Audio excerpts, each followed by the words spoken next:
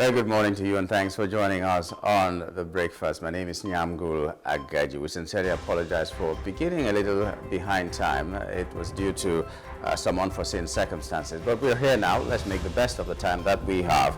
Our hot topics for this morning will be business confidence dips in May amid power security woes. That's a report that we'll be x-raying this morning. And also, we'll be looking at alternative ways to our well-being. Farmers' exit in Nigeria worsens Nigeria's health crisis, and we're asking the question, is chiropractic the solution? A lot of people may not even know what chiropractic is, so we'll find out from a chiropractor this morning.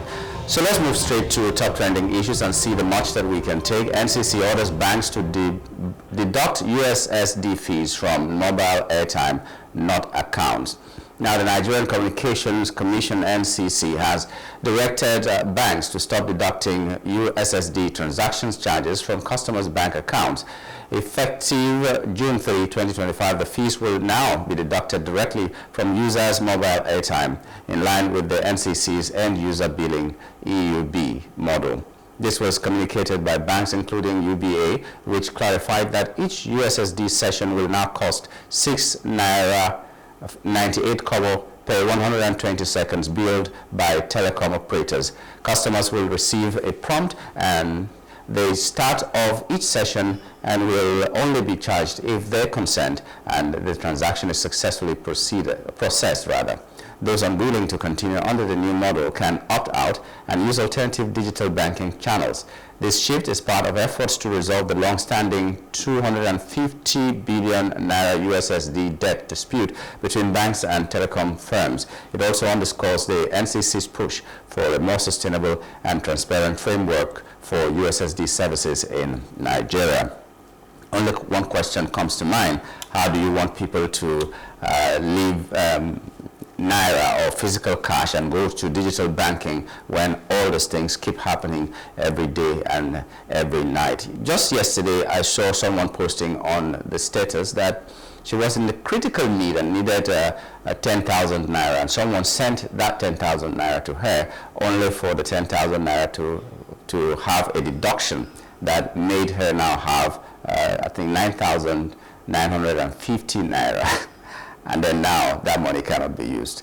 Some people get that low that they don't have even 50 naira to top up whatever they want to top up, and then this happens all the time. It's just an example I gave to you, but it's very discouraging to tell people to go digital and then make sure that every kobo they spend, the government or the banks or the service providers are just taking from whatever transaction, and it makes you poorer and poorer trying to go digital than making you richer. We don't even see anything that comes into your account, even if you're having a savings account with any bank. Well, that's matter for another day. The next top trending issue is that presidential aide Aliyu Audu has called on Nigerians to remain patient and unified in the face of economic hardship, stressing that true national development takes time.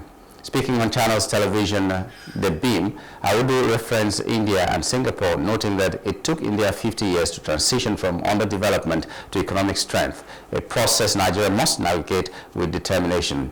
He admitted to Nigeria's checkered political history, attributing challenges to both the current APC administration and the previous PDP government, but emphasized a shared national responsibility, that we must own our past and build nationhood together, while advocating for stronger job creation and improved purchasing power to ease citizens' burden. Addressing corruption, Audu argued that fighting graft is essential for economic growth, as hoarded funds by corrupt elites hurt liquidity and stall progress. A million naira that has circulated improves the economy more than a million hoarded, according to him, and he urged the cultural shift towards condemning corruption and supporting economic flow.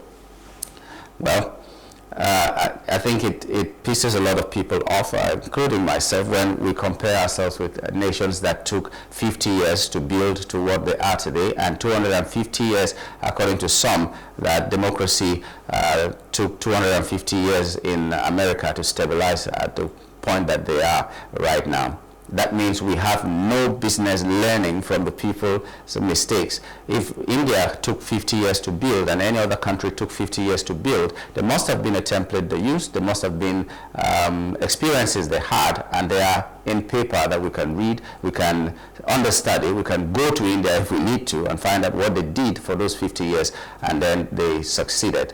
You don't tell Nigerians to wait another 50 years just because India waited 50 years. Our history is not the same, our experiences are not the same, and then we have the experience of people who have already waited the 50 years. So why wait 50 years? So I think it's a lame excuse for any person to tell anybody that because country A waited 50, 200 years before they were able to get to the point they are right now, we need to wait that long as well. It doesn't make any sense to anybody. So learn from the mistakes of others, learn from what made them grow and become strong, and do the needful, and stop comparing ourselves with others that have their own experience and they have reached where they are now today, hoping that we can learn from there. If we cannot learn, then another 50 years will come and go. There is no way we are going to improve from what we are right now. And let's see if we can get another one. Federal government condemns assault on Ondo Vice Principal, vows to prosecute culprits. The federal government has strongly condemned the assault on Mr. Rotifa, Vice Principal of Complete Child Development College, Akure, by suspected thugs allegedly hired by students' parents during the ongoing WAST. The attack followed his refusal to allow phone use during the exam in line with national examination regulations. In a statement issued on Tuesday, the Federal Minister of Education, through its spokesperson Folashade Boyowo, reaffirmed its zero-tolerance stance on examination malpractice and intimidation of school staff. Commending the swift intervention of the Ondo State government and police, the ministry called for full prosecution of all those involved to serve as a deterrent.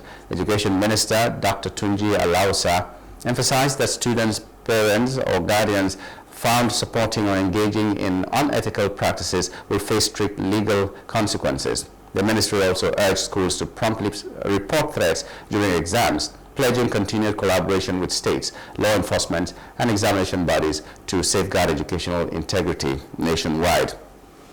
In my time, when a child is recalcitrant, it's the parents that will take the child to the teacher and say, discipline this child well.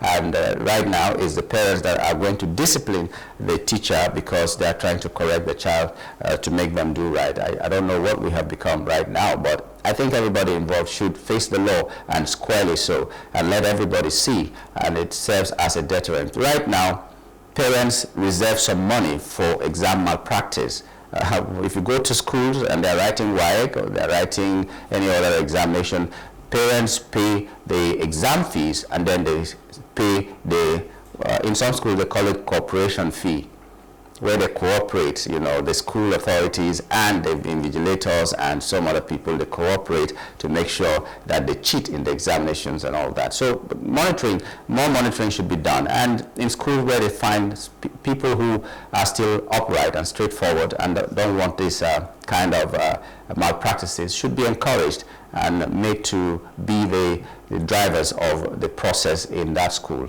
And I commend the vice principal for doing what he needed to do, and call on the authorities not to let this matter die. Let everybody who is culpable go in for it and let others learn.